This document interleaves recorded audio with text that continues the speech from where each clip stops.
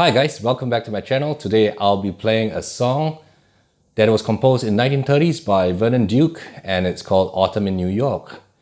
It was sung by famous singers such as Ella Fitzgerald and Billie Holiday, but it was Frank Sinatra that made the song really famous in 1949. I hope you enjoy, and if you do, share, like, leave a comment, tell me what you think of it, and subscribe.